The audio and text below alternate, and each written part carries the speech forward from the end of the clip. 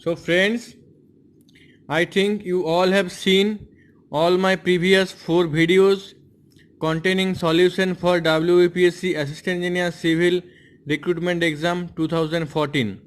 Now this is the last or fifth part for the solution. So starting from question number 81, what it states: in RCC column with spiral reinforcement, minimum number of longitudinal bars in contact with spiral shall be less than, and these are the options.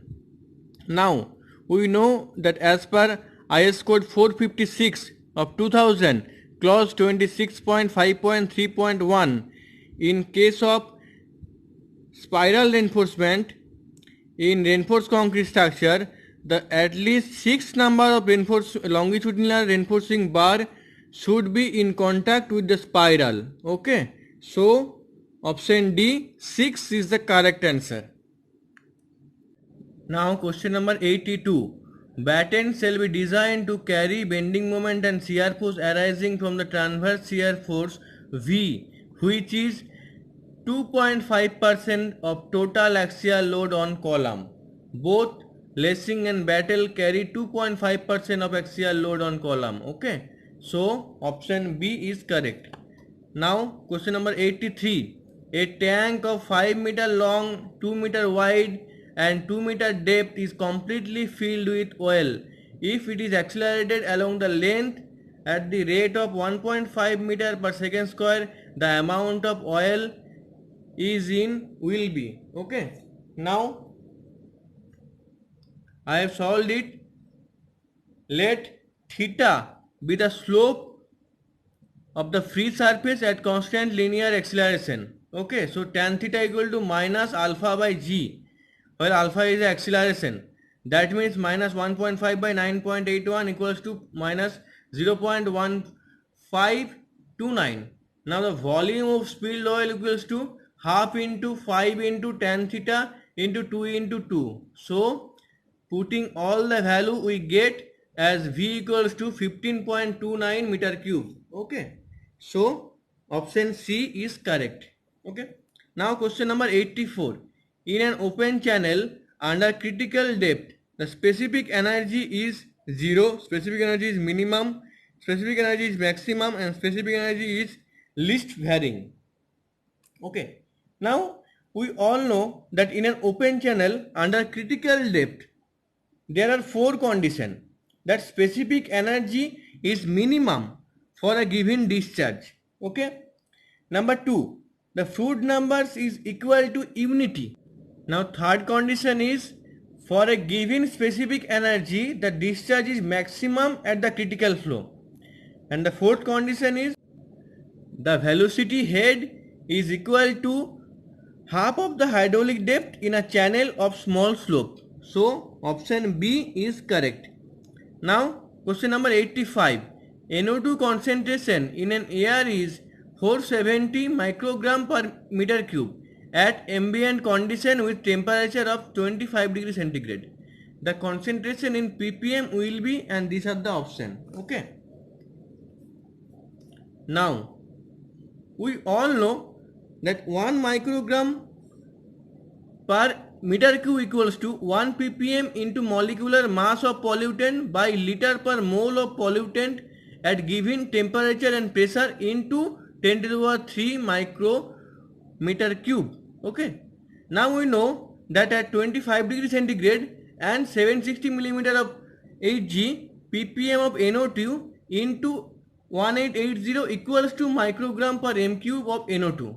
So putting the value we get ppm of NO2 equals to 470 by 1880 microgram per meter cube. That gives the expression as 0.25 microgram per m cube. Okay. So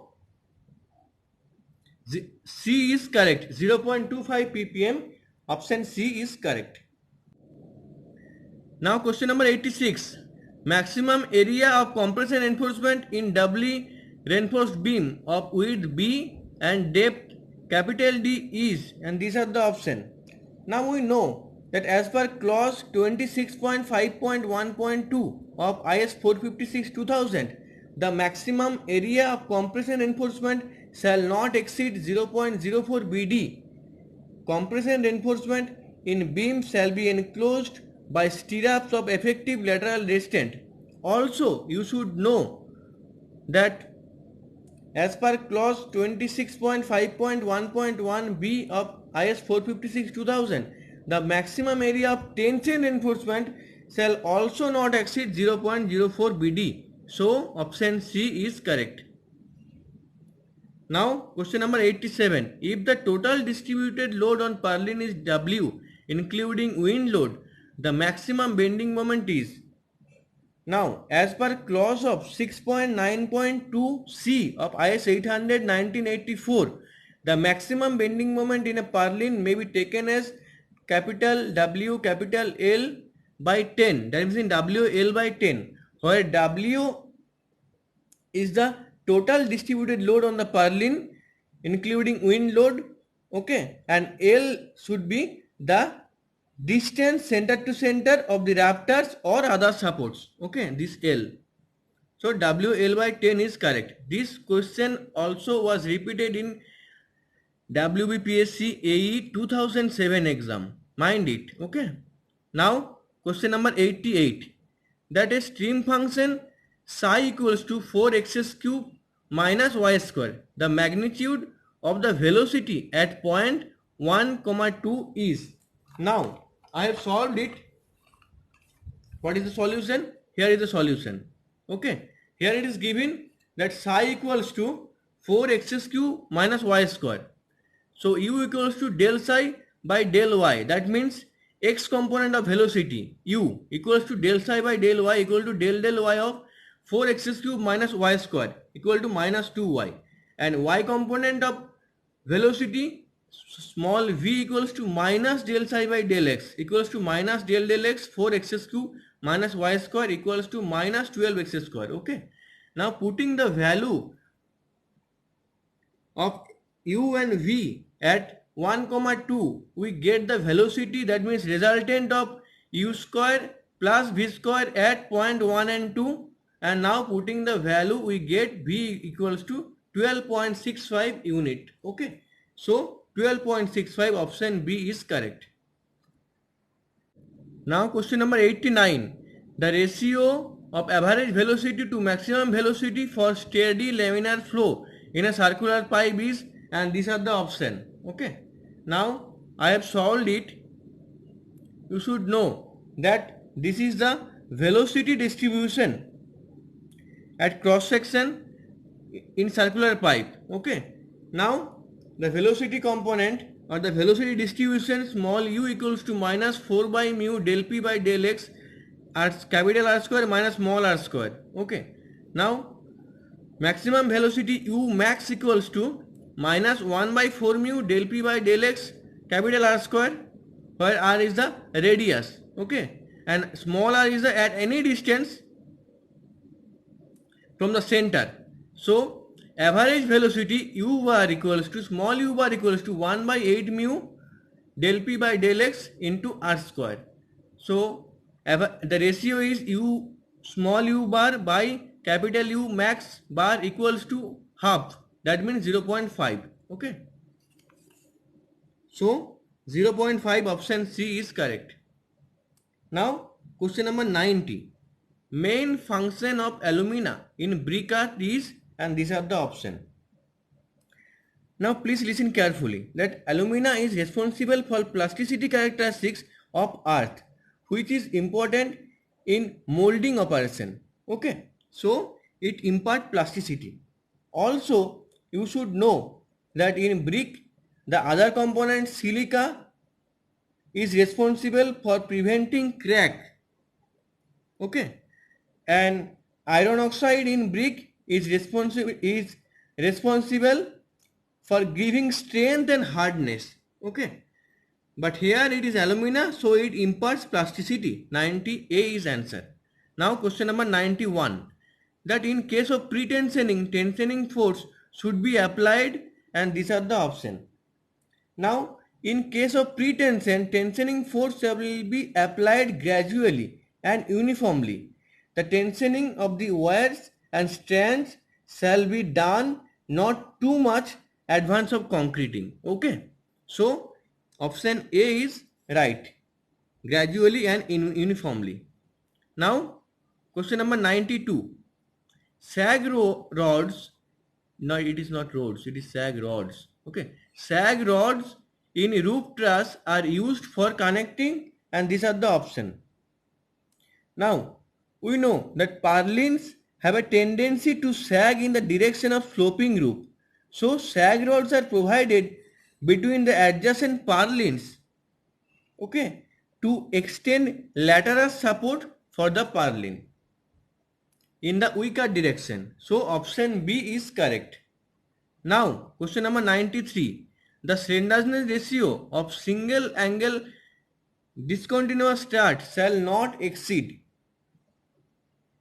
As per clause 5.5.1 of IS 800 1984, the slenderness ratio L by R of single angle discontinuous strut shall not exceed 180. Okay, so option B is correct. Now, question number 94. That in which of the following type of flow the losses are maximum? Okay, now we know that in turbulent flow the velocity gradient at the wall is higher than that in laminar flow at the same Reynolds number. So the shear stress in the wall is correspondingly larger. So the losses should be larger or the maximum in case of turbulent flow. Okay, so option B is correct. Now question number 95. Tranquil flow must always occur, and these are the option. Now please be careful that tranquil flow is nothing but the subcritical flow or upper stage flow. It is the another nomenclature of subcritical flow. So we know that in case of subcritical flow, normal depth is greater than the critical depth. So option B is correct. Now question number 96. Compressive strength of any structural concrete sample should not be less than specified characteristic compressive strength minus, and these are the option. Now we know that as per clause 16.1b and table 2 in IS 456 2000, the compressive strength of any structural concrete sample should not be less than specified characteristic compressive strength minus 3 MPa for M15 and specified compressive strength minus 4 MPa for M20 and above. So here option B is correct. This is for M15, mind it.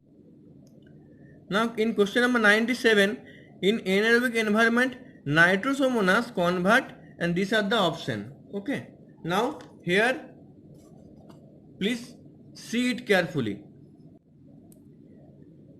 that the ammonia oxidizing bacteria such as nitrosomas convert NH3 to NO2 minus. Here NH3 plus O2 plus 2 hydrogen plus 2C, that means carbon, convert to NH2OH plus H2O plus NO2 minus plus 5H plus 4 electron minus.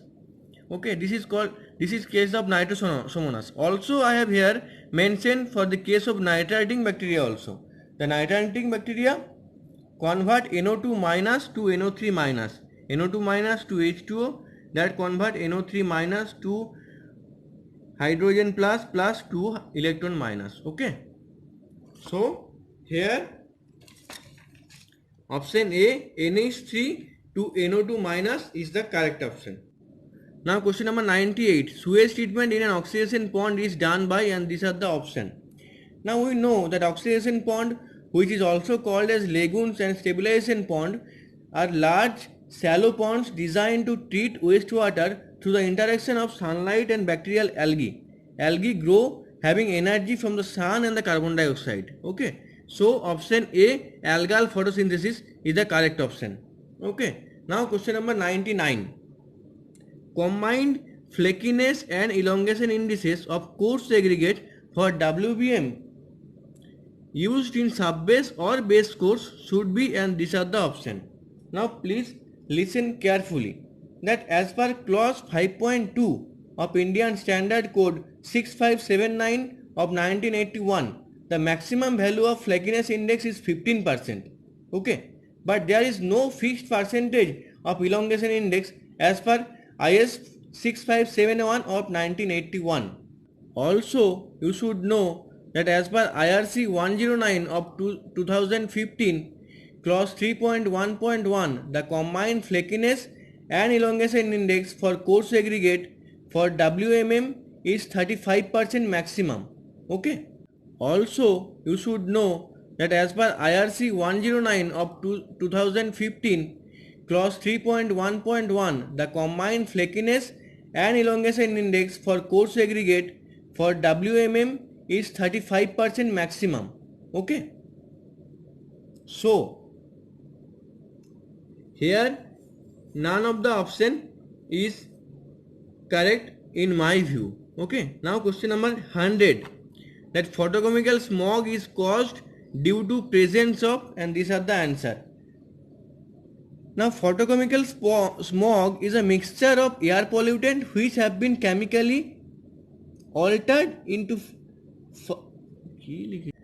now question number 100, photochemical smog is caused due to presence of, and these are the option. Now we all know that photochemical smog is a mixture of air pollutants which have been chemically altered into further noxious compounds by exposure to sunlight. The main components of photochemical smog: nitrogen oxide, volatile organic compounds, as for example hydrocarbon, and tropospheric ozone and peroxyacetyl nitrate. Okay, so here NO, hydrocarbon and sunlight. Option C is correct. So friends, this is the total solution for WBPSC Assistant Engineer Civil Recruitment Exam 2014. You please see the whole video and watch carefully and listen carefully also what points I have told you, and also you should know the extra information which I am giving you while solving this question paper. So if this is helpful to you, then please share this video and subscribe my channel to get next video for WPSC preparation and all other competitive examination. Okay, so all the best and best of luck for your future endeavor.